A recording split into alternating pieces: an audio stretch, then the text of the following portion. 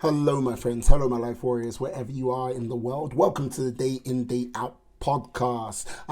Today on the podcast, we had Elliot Connor, who is the founder and CEO of the Human Nature Projects, which is a charitable organization which operates in 104 countries.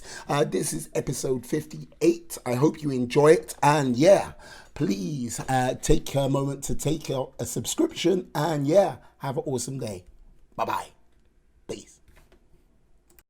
Hello, my friends. Hello, my life warriors, wherever you are in the world. I do hope you're having a good day. Today, on the Day In, Day Out podcast, episode 58, we have Elliot Connor. Okay, now, he is a TED speaker, popular writer for scientific journals. He is a charity CEO and filmmaker, to say one of the few things. And you know what? He's one of these guys which makes you feel awfully lazy. He is only 17, doing all of this. Hey, Elliot, how are you today? How are you? I'm very well, thank you. A warm welcome from down under. It's just dawning evening right now, so sitting back with a cup of tea, my old British habits. So looking forward to a really interesting conversation. Yeah, you know what? That's something which I when I just first heard you speak, I was like going, you don't sound very Australian to me. It's like going, so like, yeah, when did you sort of come over from Australia, the UK to Australia? I've been living here most of my life. Moved over about 5 years old, thereabouts. So I come from that old British heritage, bird watching family, love of nature, walks in the countryside sort of thing. But been living here for the past 12 odd years. So it's a beautiful place in the world, beautiful spot in which I live. So yeah, really enjoying it here. I get out and about, travel a bit occasionally, not during COVID, obviously. But yeah, I love it where I am. It's a wonderful part of the world, even if the time zones can be a challenge. Hey, we work with what we got. We work with what we got. Hmm. Yeah, one of the things I find very interesting about yourself, like for the last year, maybe a little bit longer, you founded like the Human Nature Project. Hmm. Can you tell me something about that? Yeah, sure. So I guess that journey started in January Mm, of 2019. So on one of my little voyages, I actually spent about a month volunteering with a raptor and hedgehog rehabilitation centre in southern France. So right. caring for these sick and injured birds and hedgehogs. And yeah, I really enjoyed it. It was a very enlivening experience, even if a bit chilly. Being in remote France in midwinter is perhaps not your usual summer holiday, not your usual summer break. But I really enjoyed it. I am an animal carer here in Sydney, ongoing, so I get to do a bit of that every now and then. Got a small menagerie of animals coming through the house. Okay. Uh, but yeah, that's where I was when the idea formed. And actually, at the time, I was analysing the operations of about 200 major environmental NGOs. So just doing some background research, networking in the space. I'd always been interested, done what work I could, volunteering locally in Sydney Hmm. and abroad. So that was just my way of consolidating some of what I'd picked up, some of what I've learned. But yeah, what occurred to me in the course of that period, in the course of those studies, was just how challenging it was for all of these organizations to connect with the public at large, to engage volunteers, to get their messages out there beyond this typical echo chamber they were trapped in. So I guess Human Nature Projects was my way of countering that, Hmm. being able to provide an entry point for the likes of myself across the world. We're now in 104 countries to be able to engage meaningfully in conservation actions. So that's how it all started. And the charity was actually founded in June. So it took a little time to get that moving. But since, it's been an amazing journey. It's really transformed my life. Okay, yeah, because look, don't get me wrong, like, yeah, it started in June. Oh well, oh that's really bad. Like, yeah, a year later, you're in 104 countries. Well, Hmm. like, okay, now I'm sorry, but that is quite phenomenal growth. Like, out of those 104 countries, like, um, is it a case of you got how are you working in those 104 countries? Is it individually? Is it how are you doing that?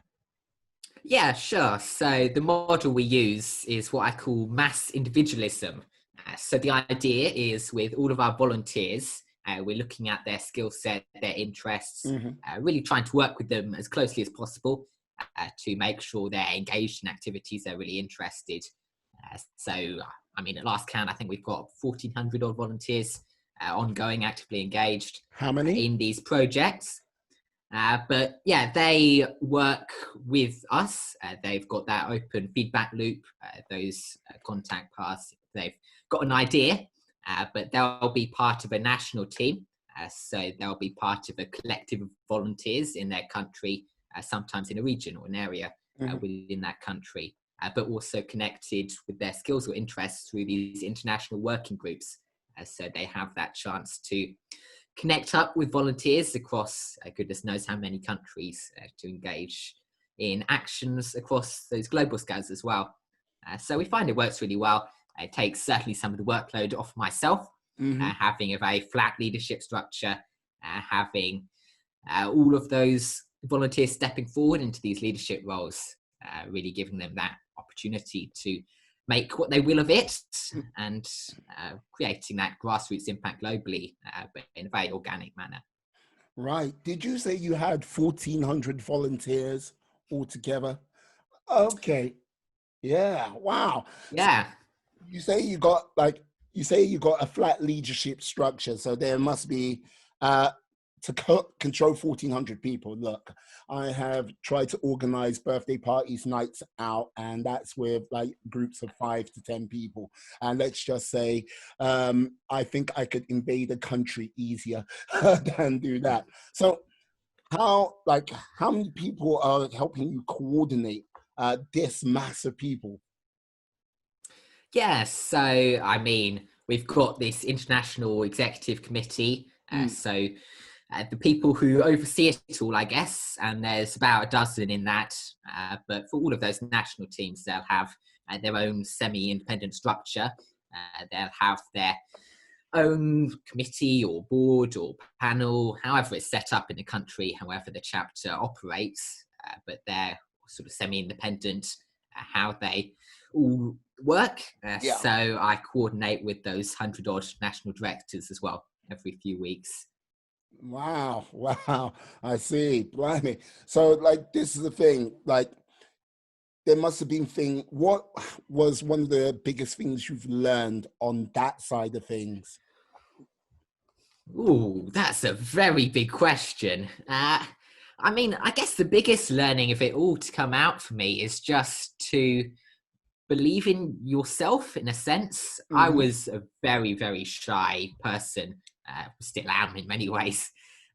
But yeah, leading human nature projects, taking that tremendous leap of faith to start up an operation, which I guess is now of this scale, certainly pushed me to my boundaries, certainly tested who I was, Yeah. how confident I was in this vision of mine, how I could put that in words, how I could inspire others to action in this manner. So I guess ongoing, I'm really, really inspired by the people around me, by seeing so many passionate young leaders, so many amazing volunteers connected through this community and through other organizations I work with. But for me, the biggest learning to come out of it all and from managing this network was just the tremendous power we all have if we have the vision, have the potential, and have the willingness to dream. The willingness to dream. And like this is the thing. Like, yeah, I've got to say, your dream so far. Um, it seems like you're dreaming quite big so far, or is this a whole thing of it's 104 now, and it's going to be something bigger later? Yeah, well, I'm last year of high school, so coping with various other pressures at the moment. Okay, okay, yeah. I'm sorry. The reason why I'm laughing is because I've set up a charity. I speak to NGOs. I'm in 104 countries. I've got 1,400 people who are working with coordination with. I've got 104 directors which I'm working in coordination with. But in the meantime, I'm still I still got to deal with high school. That blows my mind. Love it. Yeah, sorry to interrupt. Please carry on. Yeah. So I guess that part of my life finishes about early November. But after that, I'll take a gap year, set some time aside, and looking forward to growing this whole operation much larger. I'd like to visit some of these national teams, some of these amazing leaders who I've connected with online, have that opportunity to really connect with them on a much more personal level, to hopefully expand this whole thing tenfold or what have you. I'd love to make it a more universal constant in the space, acting as that really powerful force for community conservation, because I think that's where this whole field's moving towards. That's where the future lies. So if we can do that, and I think COVID has been a tremendous leg up in making the global community realize the power of banding together of these collective solutions. So if we can achieve that, that would be amazing. No, I think it would be. I think it would be. I would imagine things for yourself with regards to how you communicate with COVID, the planetary lockdown, as you will, has been challenging to say the least, or has it been just, hey, I've just watered for ducks back? You tell me. Yeah, it's been a fascinating time, I guess, to be alive, quite simply. I was saying before that in Australia, we've been relatively lucky in that we've escaped the worst of these COVID impacts. We were locked down for maybe a month, maybe slightly more. But I kept busy. I wrote my first book, which was good fun. And the great thing about the way Human Nature Projects, I guess, is organized is it's all online. So whilst some of our in-person actions were certainly delayed, whilst there were many, many challenges to overcome, the organization itself went on relatively unhindered. And I think that's what we're learning with globalization under the status quo. These global operations, the scalability of such projects is unlimited. Yeah, no. The only limitations I would say is going to be one's imagination. With that, what is let me ask you, what is the name of your book? Because I can find it, but what is it? It's called Human Nature. Okay. So really, really simply looking at the past, present, future of our relationship with other animals. And I guess that's my life goal, to be able to reframe this relationship, to be able to make ourselves as humanity review ourselves from a new standpoint, to break outside of these traditional biases, some of the long set ways of viewing ourselves, and really appreciate other animals on a much more fundamental level is what I'm angling towards in all of my storytelling, messaging, communications. No, this is the thing. So wait, how many pages is your book? Just purely out of curiosity. Oh, that's a tough question. It's about 250 odd, typical length. Yeah. Okay, so how do you manage your time? That is the big question in what's going through my head right now. Ooh. Yeah, I guess I work long days. I'm really passionate about what I do. My daily routine starts about 4:15 in the morning. I've set What time? about 4:15. 4:15. Okay, yeah, come on. Yeah. So I wake up to The Lion King, actually. Currently, The Circle of Life is my alarm. So very Okay. appropriate. Yeah. But yeah, morning routine is doing correspondence, lots and lots of emails and other platforms. And I speak of myself like a butterfly thinker. So I flip between passions, ideas, projects. Uh-huh. I'll devote plenty of time to whatever's currently on my mind. I've recently updated my website. That took a chunk of time, and then my CV and Yeah. other things which pop up. But yeah, I really enjoy what I do. I devote a lot of time to it, as much as I can spare, in amidst schoolwork and other such things. I like to volunteer with lots of different organizations, lots of different ventures. I like to share my wisdom, my skills as much as I can. So, yeah, it's certainly a busy life, but it's one I really enjoy. So, hoping to keep it up and expand in future. Yeah. Wow. Start your day at 4:15 in the morning. Look, okay. The only reason why I like ask about your time management, because look, I know adults which can't be as coordinated as yourself. I've got to say it. But like to like okay. I and I started a charity. I'm like doing a book, 250 pages, like, you know what I mean, keeping up with a blog, keep updating my website, and still going to school. You're a very rare breed, my friend, a very rare breed. Like, so what is the thing, what gives you your drive and energy? Because look, not many people would have that sort of drive. Like, people might go, yeah, he's 17, he's got all the energy in the world, but what gives you your drive day to day? Yeah, so I'd say it's two things. And I mentioned before being part of amazing communities like Human Nature Projects. It definitely plays into it. Being able to speak with people across a dozen countries on a daily basis, Mm, so many inspiring young leaders, is certainly a very large factor which is involved. I know when I started Human Nature Projects initially, that was quite the challenge, obviously, to scale it so rapidly. mm, But what really kept me going was the sheer adrenaline. I'd never experienced anything like it. A very local, ordinary life, going from that to speaking with goodness knows how many people and goodness knows how many countries. I still can't quite get over the exhilaration that comes with such conversations. Yeah, it's an amazing part of the work I do. And I guess the second aspect is the animals themselves. What got me into it in the first place is my love of nature. I still think it's fascinating. These animals, how much we do and don't know about them. I mentioned being an animal carer here in Australia. mm. So having that very intimate connection with these living creatures, taking the time out of my daily schedule to feed them, to flight test them, to clean their cages, whatever it might be. But I love that really close connection to them. From that time in France, I mentioned one of my strongest enduring memories actually is a vulture release.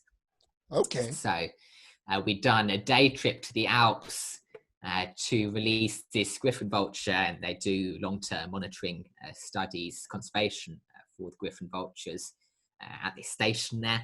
Yeah. Anyway, so they'd got a bunch of sheep carcasses from the local farmers and As you put them do. out. Yeah. This is how they count the vulture pairs, how they study them, and then surveying for the nest sites. But simply seeing them soaring overhead on this precipice is a sight I'll never forget. It's really, really amazing, quite breathtaking indeed. So I remember thinking at that time, what if everyone could experience this? What if we could get more people out in nature? What if we could give this opportunity to others? I Mm. still live by that motto, for the joy of living. If we can reconnect the family tree of life, if we can give others a chance to really bond with nature, Okay. then I think that's the joy I find in it all, giving other people those opportunities. Mm. Indeed. Very interesting. Very interesting. Like, with regards to sort of getting your message out, like, yeah, How are you doing that? Is that through just YouTube? Like, is that through just social media? How, like, what have been some of the key ways you've been doing that?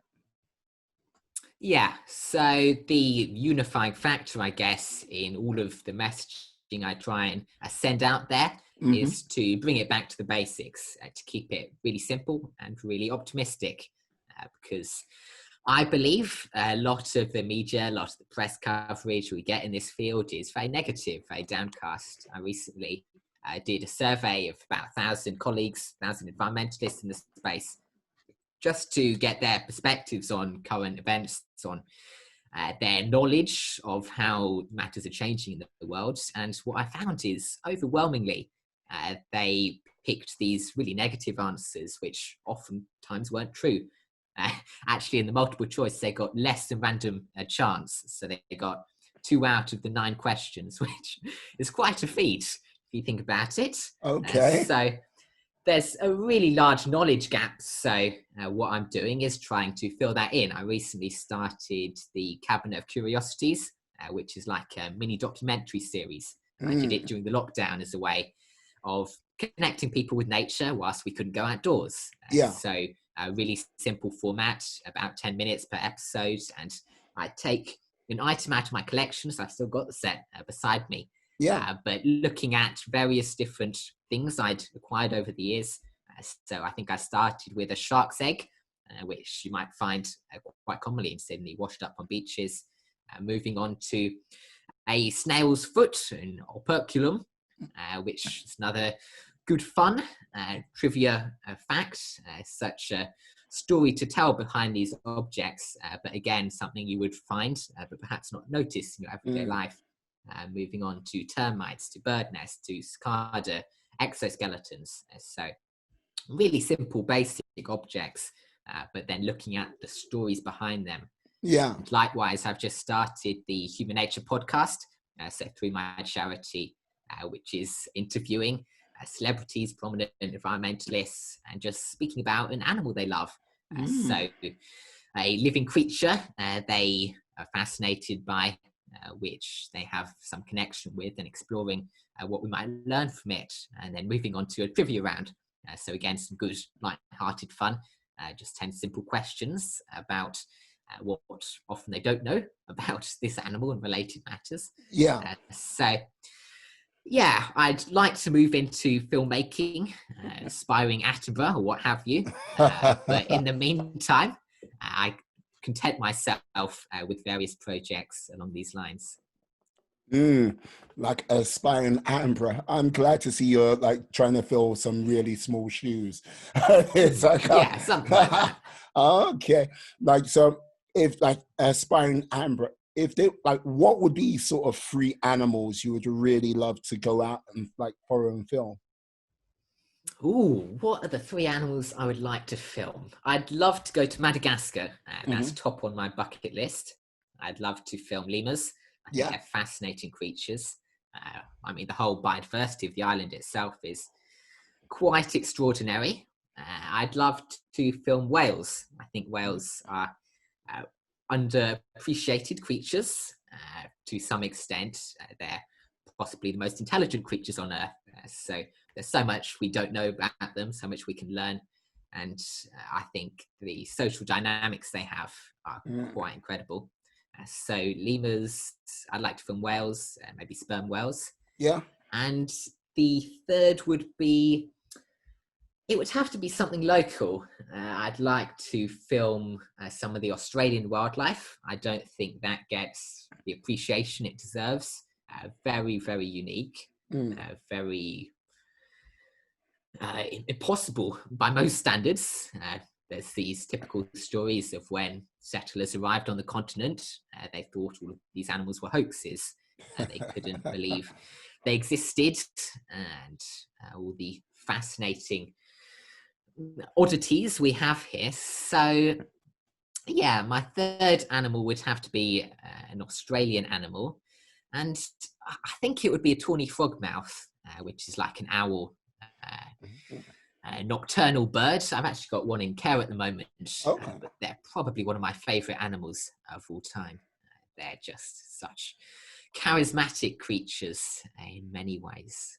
They really embody that spirit, that perkiness I love in living creatures. Some of those qualities you can't quite define, but that would be my third pick. Yeah, you know what? Like, those are like some very interesting and unique choices. Like, this is the thing. Like, not if I was in the sort of Madagascar area, like I would have to hop, skip, and a jump over to like Africa, like basically just honey badger, those little things.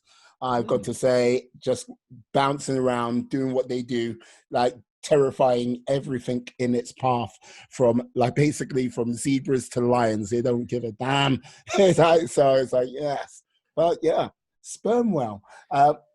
Yeah, why sperm whales? I must ask. Yeah, so I guess for the most part, I'm a landlubber. I don't get to appreciate some of these wonderful sea creatures. Yeah. I've never been one for beaches or diving or what have you.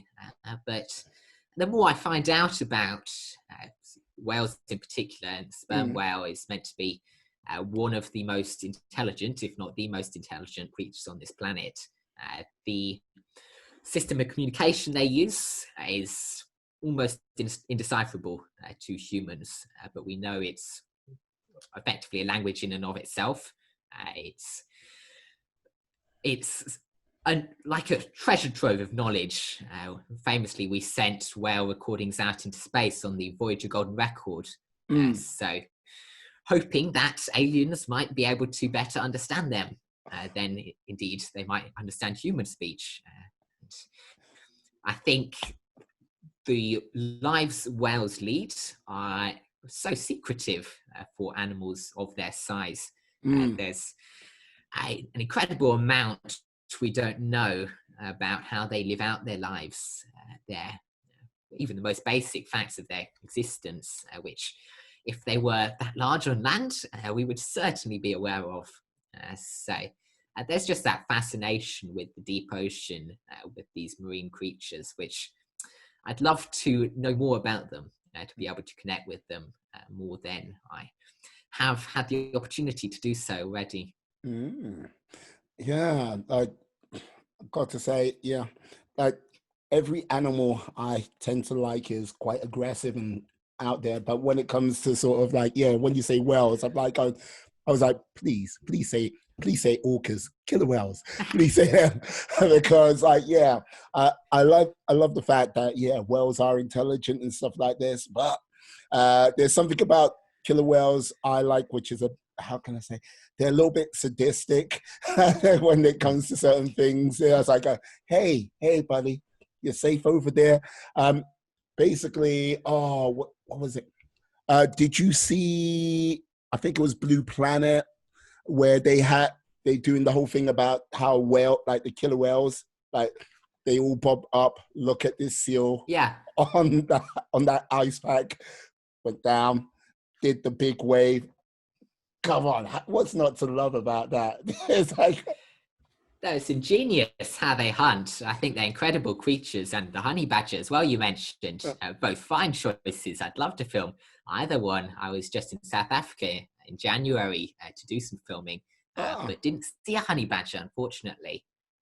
I mean, killer whales famously are the only animals to have grandmothers, so to keep the second generation for social purposes. And the reason they do so is so they can teach all of this knowledge, all of these tips and tricks for staying alive.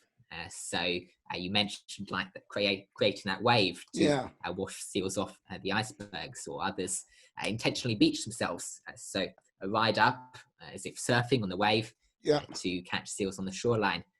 So I think they're amazing creatures, very successful creatures, of course, found across the globe. But I wouldn't quite make it into my top three. Well, like, hey, like, look, I'm just sort of like going back and forth with you here with regards to that. As I say, there's part of me which is like, yeah, if it can hunt something down and I'm not the prey, I'm all good fans of it. It's just like, yeah, but if I was there, No, I would say if I can outrun the slowest person next to me, this sound bad, but it's like it's you and me. Ain't gonna be me. uh, like you mentioned the nocturnal owl in Australia. You say you're taking care of one right now. Like this is the thing. Like with Australia, it seems like so long ago, but it's only been 6 months since the mega fire like took hold of Australia. It with the whole craziness of what 2020 has brought, it just felt like when someone said that, I was like, said that to me the other day. I was like, and there, that was, oh, it wasn't that long ago. Like, so that impact what has happened from the fires, like what have you sort of seen sort of firsthand going on? You're taking care of one, like you take care of several animals coming through. What's it been like? Yeah. Yeah. So I work with a rescue organization called Wires, and it's been very mixed. Okay. I know they've been overloaded, run off their feet, pretty much up until now. With some of the aftermath of those events, it's been a tremendous year for Australia, a very unique past 6 months, certainly. Dealing with those bushfires, there were innumerable animals affected.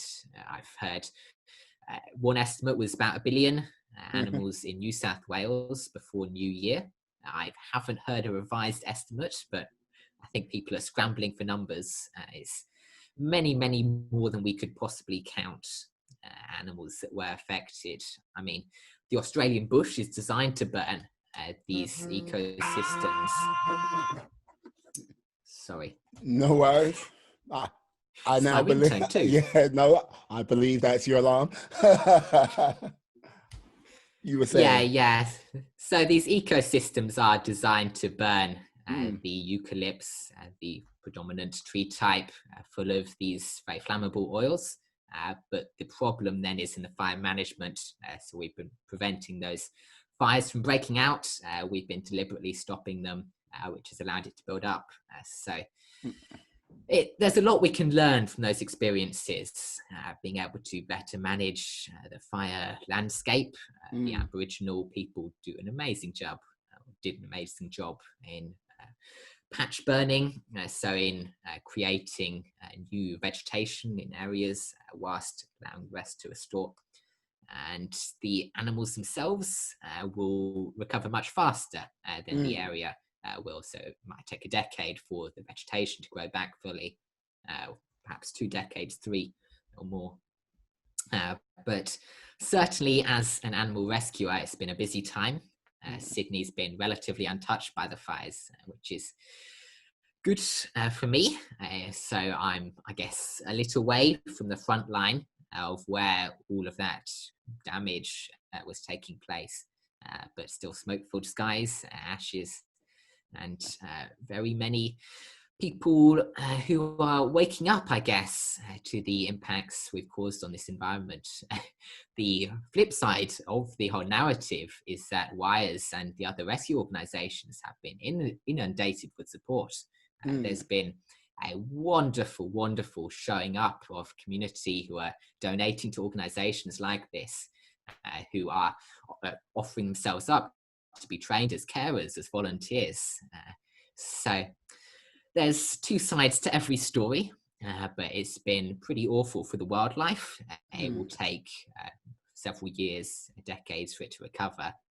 And we're learning from the whole process, certainly getting stronger moving forward with the rescuing organizations. There's much good actually that's come out of it. We've been supported like never before. So it's been interesting times, certainly. I see.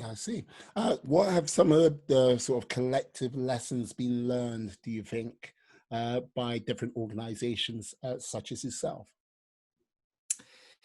Yeah, so I would certainly say that we've learned to be more resilient, that we've learned we need to connect with the public first and foremost.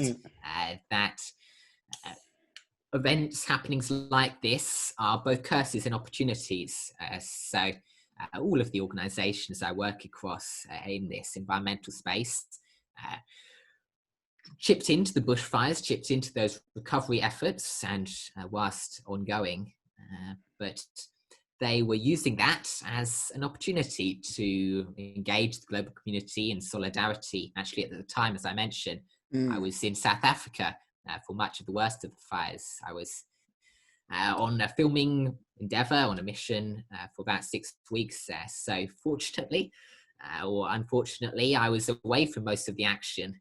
But I know from connecting many times with people back home, and even talking with my international connections, just how much of a wake-up call it was to everyone out there, and that we can learn so much from it moving forward in terms of how people generally are very open to these messages, open to helping out the environment. They know things are wrong. They know there needs to be a solution. It's providing the link between the two, I think. Yeah. So, as I say, acting as that entry point into the field. I see. And basically, we did touch upon how you are getting the message out via film. You're also doing TED Talks and other sort of speaking engagements. How did you get involved in that side of things? Yeah, it's a funny story, isn't it? Because I'm certainly a born introvert. I've never actively sought those sort of engagements. I guess starting human nature projects, I had to step up to fill those roles, speaking on the charity and other projects, other ventures. So I've learned the skills very recently, perhaps only early this year. Very sudden shift of direction, of momentum for me, moving into those spaces. As you mentioned, I did the TED Talk on the 29th of February, actually. So strange date, but there you go. And increasingly moving into those spaces, doing online conferences, webinars. I really enjoy speaking about the subject, obviously, for the mini documentary series, acting as presenter, and then for my podcast, all of these new avenues opening up with that new skill set. So I think the time was right to be able to acquire those skills, but it's been a funny journey for me working up there and taking that on. Yeah, as an introvert, how did Ted find out about you in the first place? Because you know what I mean? When you say TED Talk, that is a high prestigious crowd of people. How did this introvert, as you say, get into that? Yeah, so the theme for the event was permanent beta, so about constantly changing, constantly adapting to these new circumstances. And some of the messaging I'd been doing around the time was learning from evolution. So actually the title of my talk was Evolution and How to Save the World. And I'd been using the analogy of natural selection, so all of nature's laws, as to how we can approach conservation from a new angle, how we can reimagine the field. So I guess there was just a match there. The organisers got in touch, offered me to speak at this amazing event. And of course I said yes. It was many weeks of preparation. It's obviously a huge opportunity, a huge venue to speak at. It was third talk for me, so quite the step up. Yes. Were the nerves telling at one point? Yeah, certainly. I think, well, it's actually mostly before you step up on stage. It's about those 30 seconds, 60 seconds before the talk starts, which are the worst. But I got through it, and it's amazingly organised, all of these TED events. It's a brilliant organisation, so plenty of support. I got to go in the day before, run through the scripts and such. Got a full-on sweet breakfast actually just before the talk. Not that I was particularly hungry, not that I had any appetite. But yeah, they're really supportive, a great community of people behind me. So it was an incredible chance to share this vision of mine, and certainly looking forward to building upon that, moving forward, finding new opportunities, sharing my thoughts. So that's the big idea, yeah. Like, from, let me just take it. If you could, and I'm going to eliminate one person right now, you can't have David Attenborough. You can't. If you could interview anyone in the regards the worlds of environment and like, yeah, filmmaking, what, like ever, apart from Attenborough, who would you interview? Well, I think the person alive who I take most inspiration from, apart from Attenborough, would be Jane Goodall.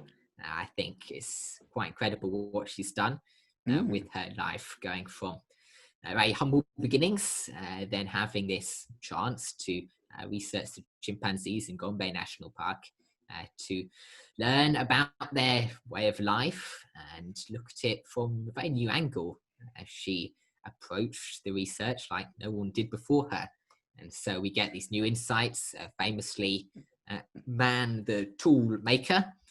This predominant belief was debunked. She showed them fishing for termites, now constructing spears and such. So various use cases of quite ingenious inventions of theirs, which broke this very fixed mindset we were in as a species.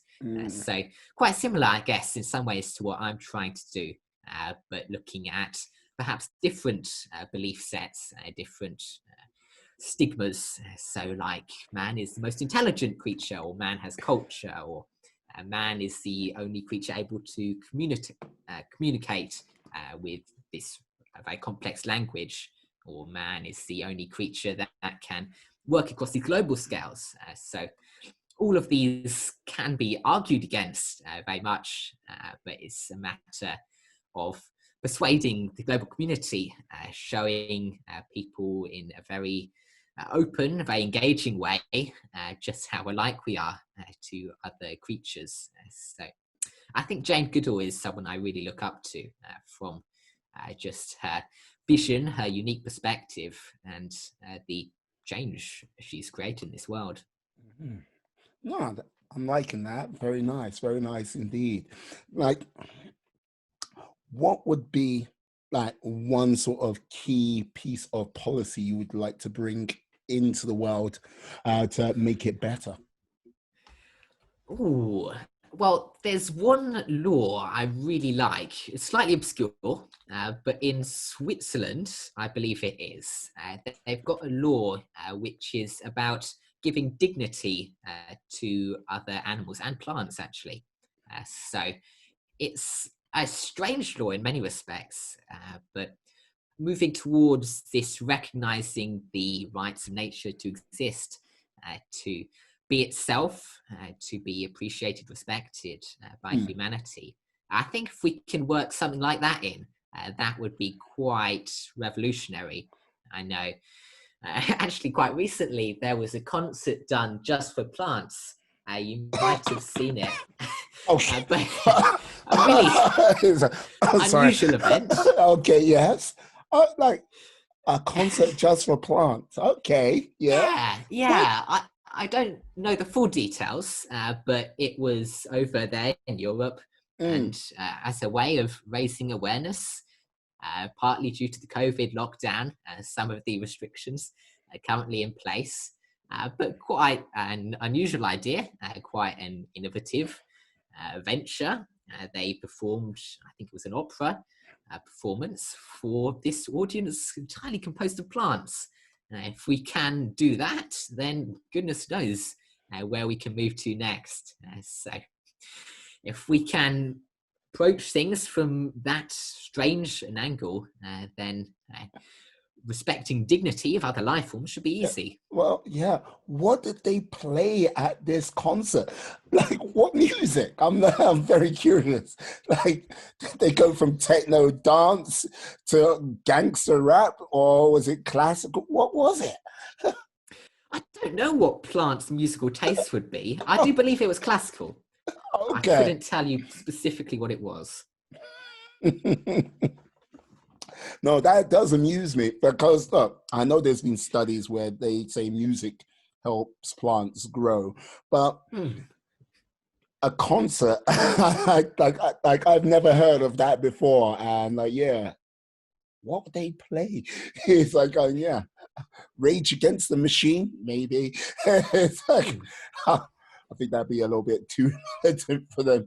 It's like, yeah, but yeah, yeah. Interesting. Like, yeah, sorry, you've tickled me there. You've tickled me. Like, yes. Like, so so this might sound strange, but yeah, what, like, if there was one film which would speak to you about nature and all its sort of things, like, what would that be? I have a suspicion what it might be, but yeah, what would that be? Oh, I think I want to hear this suspicion of yours No, well, first. no. Well, I like, you say first, and then if I'm right, I'll confirm it. If I'm wrong, hey, Oh, it's a tricky question, okay, to be sure. I know Attenborough has been a tremendous inspiration, but I'm not going to go with any of his documentaries. I think what he does is incredible. One I've watched recently is actually about Jane Goodall. So a recent documentary, Jane, about her life.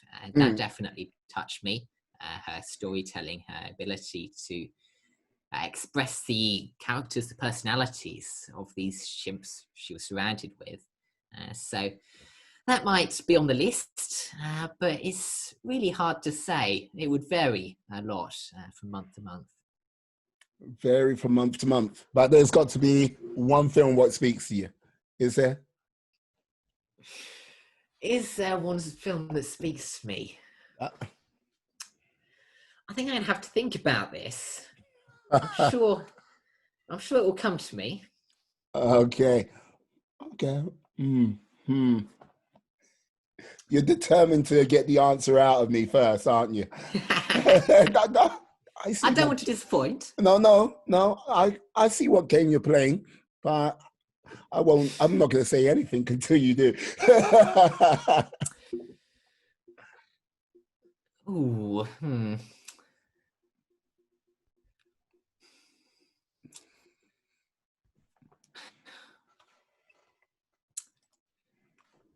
Honestly, I couldn't name a film right now You couldn't which name really a film? speaks to me. Okay. There's nothing that comes to mind. No, nothing what comes to mind. Fair enough. We'll leave that circle of life for now. It's like, like, you've also like taken it upon yourself to like do a little bit of study along the way, like outside of your sort of natural curriculum. Like, I see, like, looking at it, yeah, you've been involved in Harvard. Is that correct? Or am I? Yeah. I do quite a lot of online learning. So MOOCs, they're called, these massive online courses. I guess it's just my way of exploring things which interest me. Some of the more unusual ones I did one on molecular gastronomy. So about using science in cooking. Some of the bizarre applications of that pursuit. Yeah. I did one on basic weather forecasting. So things like spinning a sock around your head and such to determine the weather. That was very good fun. Wait. How is spinning the sock around your head going to help you with the weather? Come on, now. You can't just say that and just like, now moving on. How? I'm intrigued. There are ways of determining the humidity. So if you wet one side of an apparatus and then spin it around, seeing how much it cools, things like that can be helpful. But not necessarily a sock. It could be any implement which you whirl around your head. Fair enough, yeah. Oh, my God. No problem. Interesting cat. No. Got to say it. Yeah, I've got to say, yes, you are a very interesting cat indeed, sir. Yeah. Like, so what, like, gastronomy, like basic weather forecasting. So you just were like, I'll do that for a whim. And there you were. Yeah, whatever takes my fancy, really. I spent a year training in historical sword fighting, so that was also very good fun. Actually, almost simultaneously, I set up a science lab in my basement. So collected lots of chemicals from the local hardware store and pool stores and such. Did lots of research on where I could acquire them. Made some glassware, woodwork and such, but that was quite a major project of mine. I do lots of collecting, so obviously for this documentary series of mine, looking back at those old stashes, but everything from minerals to elements of the periodic table, to rocks, feathers, stamps, coins, fossils, insects, all sorts of things. I really enjoy that opportunity. So yeah, I guess it's whatever tickles my fancy in the moment. I enjoy pursuing all manner of interests when I can find the time. My God, I've got to say this. Look, I'm gonna look. You're 17 now, which, like, you know what I mean? Look, I've met a few 17-year-olds in my time, and let's just say if they were like, to say most of them were focused and driven, no, that has not been my sort of thing. I use myself as an example of that. 17, it's like, no, it's like furthest thing from my mind. But you're sort of turning into a real Renaissance man, where, like, yeah, picking up things here, there, and everywhere.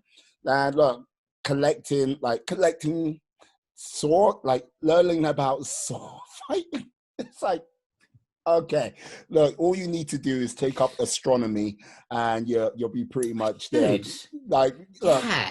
you got the science on there. Like, yeah, like, look, just like all you need to do is write diaries in complex code and you'll be Da Vinci, to say the least.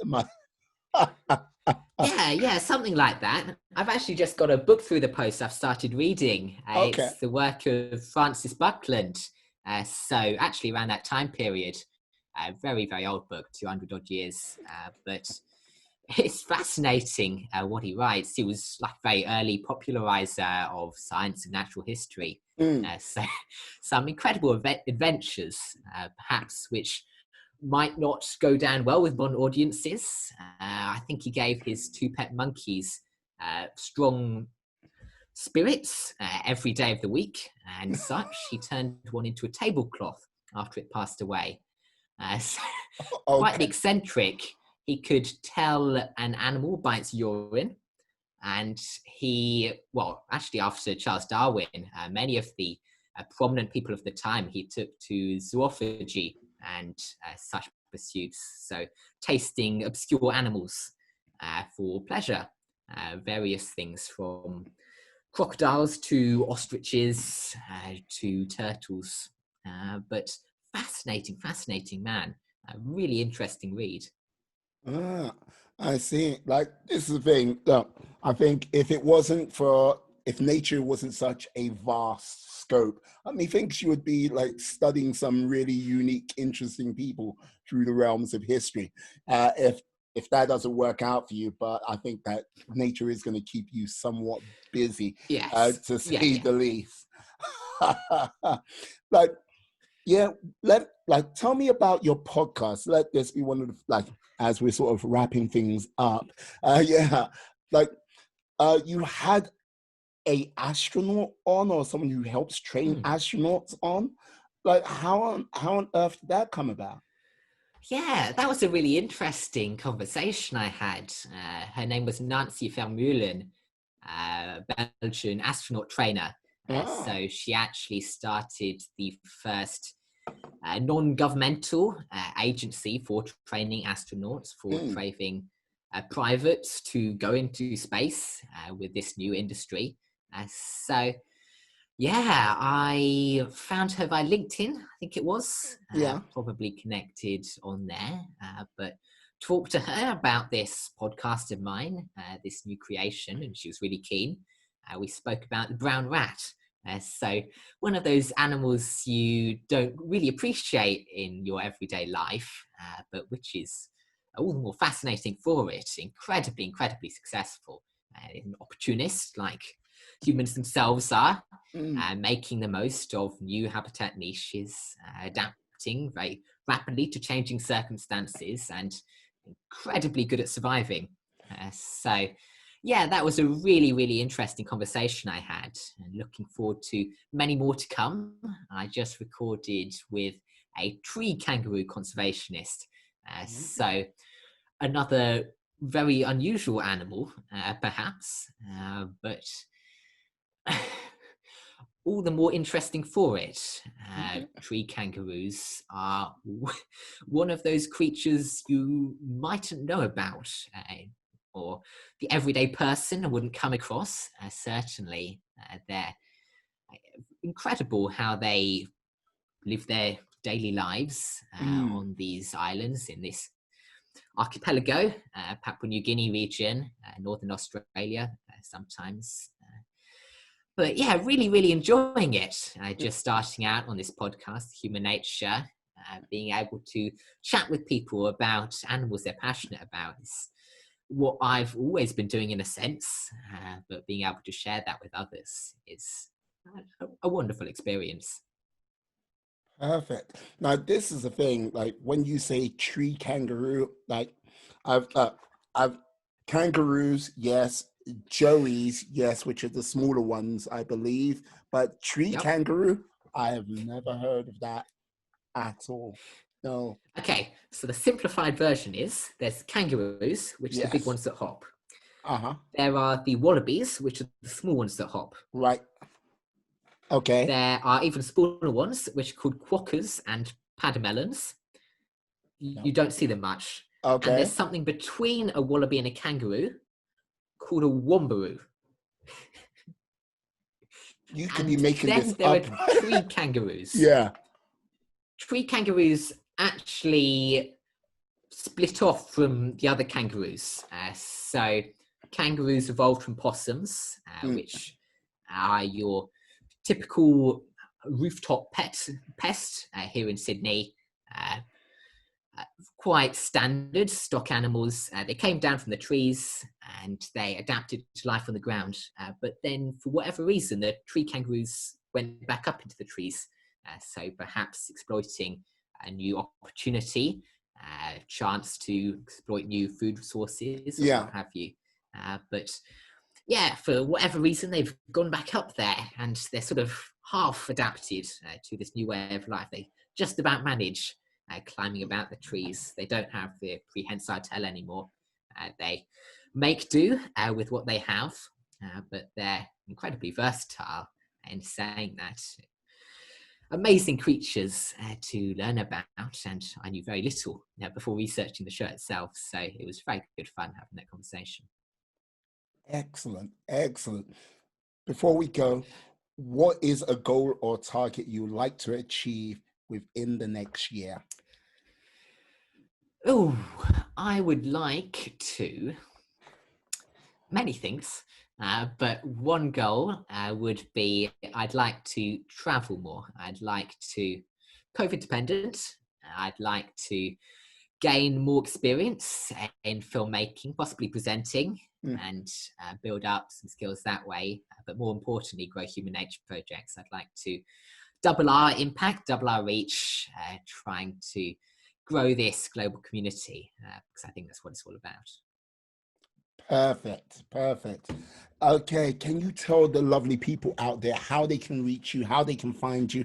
How could they just get in contact with you in general? Yeah, so my website is elliotconnor.com. That's Elliot with 2 L's and 1 T. Mm. The Human Nature Project's website is humannatureprojects.org. Very simple. And that is the 2 major routes, I should think. The Human Nature podcast can be found at anchor.fm /Human Nature Cast. So definitely check that out as well. I release podcasts every Wednesday, every week. So that's my latest venture, but that's all on my website. So head over there and check it out. Excellent. I'd like to say thank you very much for coming on today, Elliot. I'd like to say a thank you to everyone who is still watching right now. To all my friends, my life warriors, I say stay safe, stay well, be awesome, be fantastic, be excellent. Be all the positive bees you can be in this world and then some.